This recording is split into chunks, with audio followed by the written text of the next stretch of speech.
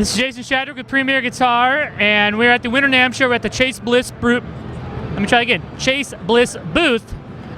with our old friend Mason Stoops, Chris Benson, Joel from Chase Bliss, and it was a nice little old school Premier Guitar quote you played there at the end. I caught that. But today we are looking at the new Preamp Mark II that you guys collaborated on. So Joel, why don't you tell us a little bit about how this came to be and you guys decided to churn this out? Well, I've been thinking about a concept like this for a while, and then this gentleman here came out with a pedal called Preamp, and it was the front end of one of your amps, the Chimera, and he replaced the tubes with FETs, and it's an amazing sounding pedal, super versatile, so much so that it's there's some pedals that are out there, they sound great, they have like one or two sounds and like that's kind of it. Yeah. But his pedal has tons and tons of sounds, and I'm like, that would be so awesome to save these. Yeah. And so we started talking about it. I went to Portland. We were in his garage in a haze of cigar smoke, and I told him about this idea, and he said he was in. Then we started talking about adding the mids control from the Condor to either have that in front of the preamp or after it, have the ability to switch it in and out, or remove it from the circuit, so you can like slam the FETs, with like a hot mids frequency, or scoop it or whatever. And then the last thing, another thing we did is he added some mods to the preamp, including germanium and silicon clipping. Yep. And lastly, I added a fuzz to the front end just to be to be able to get super gnarly and gated and crazy. Cool. Yeah. So you have one right here. Yeah. So you can see, volume, treble, mids, frequency, bass, and gain for the sliders. But the cool thing that everybody's talking about is what happens when you change presets. So if we can get a look at that pedal down there, Perry, while Mason will change some presets, and you'll see what happens. So the sliders are automated, and that's how you're able to save presets. So tell me where the idea to come up with the automation for the sliders was. Well, I'm not actually going to throw myself under the bus, but I've been playing live a lot more the last 18 months or so, and I use my pedals, of course, but sometimes I would save a setting and be from 9 months ago, and I was like, I don't remember what I saved, or if I wanted to tweak something, I didn't have a reference point. I was just thinking it'd be so cool if you could save, your presets. It was still analog, but you would immediately know what all the settings were. So instead of the toggles, we have the three-way LED system, and then the sliders can move, so you can see exactly what you had your setting. And if you just need to turn the volume up a little bit down, or the treble up to cut more, it's just you just have to move the knob and then resave it. You just have to hold the bypass switch. So Mason, why don't you reach out and demonstrate the buttons on there as far as how to change the fuzz or the mids or the Q setting? Right now it's as simple as if we're going to change the Q, that first setting's going to be blue. You'll see that from anywhere on stage. Next setting's red or off. So any of these switches here, as opposed to the mini toggles that were being used before, are really both low profile, so they're not going to get snapped off or broken, and they're really easy to see on stage, easy to reference quickly with presets.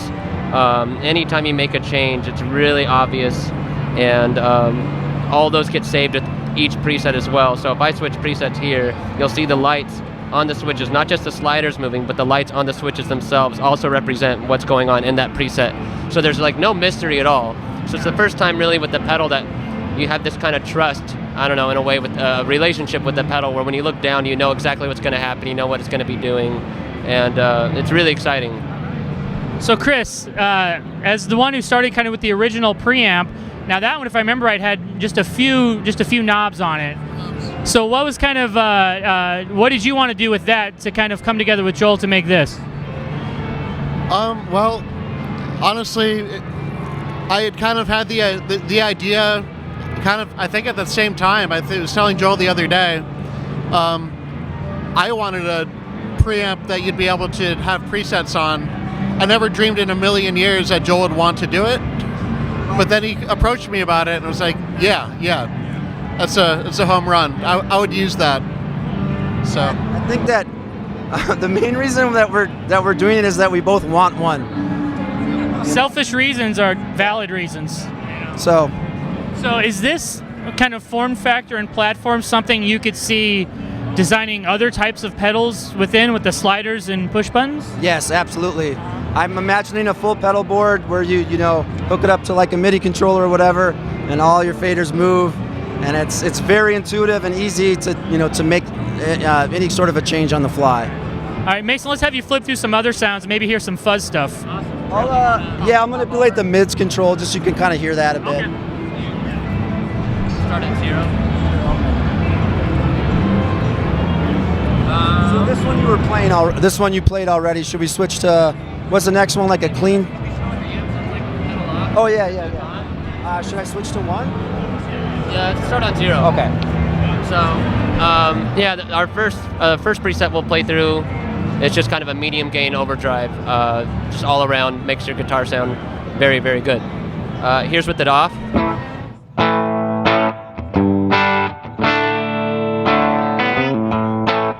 And now with the pedal on, Joel, thank you so much.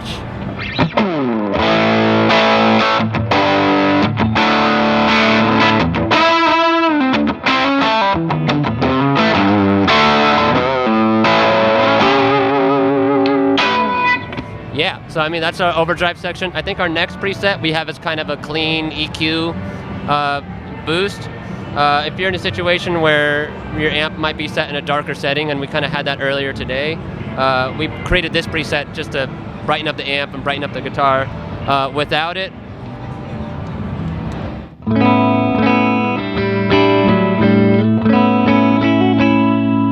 and now with it.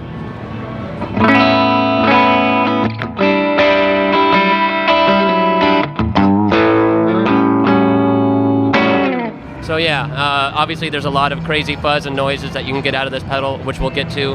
But even just as an EQ and a way to kind of shape your sound and get more out of your guitar and amp, it's really powerful. Let's do something fuzzy. Let's do something weird. So what I'm going to do now is turn on the fuzz, and it's going to be open, so it won't be still super aggressive, but it won't be gated. And then I'll sweep through the mids control a bit. Okay.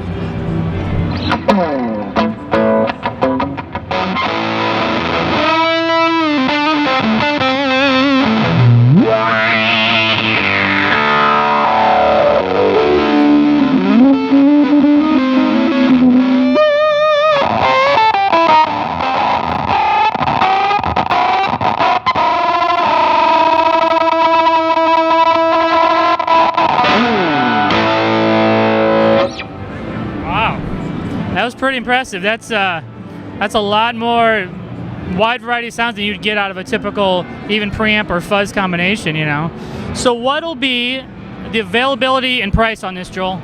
Well, just kind of circling back to what I was talking about earlier, because I want to, I would want to make it super solid anyway, but because I want to make it a line, of pedals, I really need to take my time and make it super, super solid, especially this is the first time we use technology like this. And, I already see some comments probably on this video that'll be like right oh, yeah, that's stupid. The faders are going to break, or I'm going to step on it. So I'm going to step on it a bunch and try to get it to break and really figure out and understand before we release it, to really understand, really make it as solid, and because I want people to use it live. I really, really do. It's really important to me. So I'm not sure is the answer to when it's ready. But it's good to know that you're thinking about this thing, and you're going to try your best to break this shit before. I'm going to try so hard to break this shit. Do you guys want to help? Yeah. All right. I'll sign up. Cool. So we're going to move over to the other couch here in a second and look at your new Looper. So let's move over there and check that out. All right. So now we moved over to the other couch here, and we're with Zach and Andy from Chase Bliss, and we are going to be looking at the new Looper called Blooper, which is such a great name for a looper that I'm surprised nobody's done it already. You know what I mean? Yeah. Yeah, definitely. So Zach, tell us a little bit about how this kind of came together. Sure. So it's a collaborative effort with our friend NAMM's Demos, and he really wanted a looper where you were able to put audio into it and mangle and manipulate the sounds before it came back out, so you'd have something fresh from the sound source that you originally started with. Okay. So it might be the best way to describe that is to just see Andy demonstrate it, and then we can talk about it, okay? So Andy, why don't you go ahead and start, and let's see what it sounds like. Punch me in whenever you want. Ready? 1, 2, 3.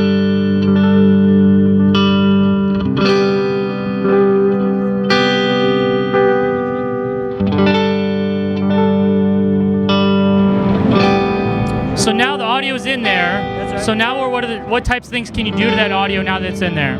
So now that the audio is in there, we can lock it so that it can be unaffected on one side of the crossfade knob. So that unaffected audio will be stuck on the right side of the crossfade knob. But then on the left side, we'll be able to have it go through the stability control, which is a digital tape machine emulator, and then 2 banks of modifiers. So here, let me scroll over to the left side of the crossfade. As I scroll up the stability knob, that'll put the tape machine in more increasing states of brokenness. So you'll get pitch modulation, white noise, distortion, all the way up into fuzz and gating and that sort of thing. And all of the stability and modulation effects can be recorded and automated too. So we can record over this, and it'll start to regenerate on itself, and you'll get more saturation that way as well. So then we also have 2 banks of modifiers here, and the idea is that we'll be able to develop quite a few of them that the user will be able to pick out which ones fit their taste best and upload them to 6 slots on the pedal. Right now we've developed 3. One is a low pass filter, another one's called Dropper, and the idea with that is that as time progresses, the looper will start to forget small chunks of your loop and degrade it that way.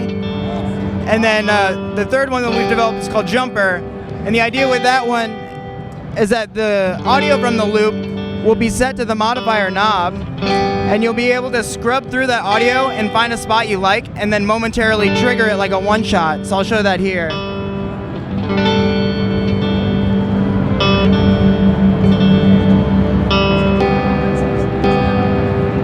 So I'm just triggering that as I want, and then I can continue with the loop that way. So there'll be some interesting performance tools as well as, soundscape kind of things. Yeah. Oh, that's really interesting. And then kind of the same deal as the other Chase Bliss. You have MIDI, expression, and the dip switches on the back. Do those also help affect the mod? That's right. Yep. Yeah. Mm-hmm. Okay. So what'll be the price point and availability on this one? Unfortunately, it's so early on in the development process of this, we just don't quite know yet. But as soon as we find out that information, we'll be sure to let everybody know. Excellent. All right. Well, thanks, guys, for showing us all the new stuff. This is Jason Shadrick with Premier Guitar.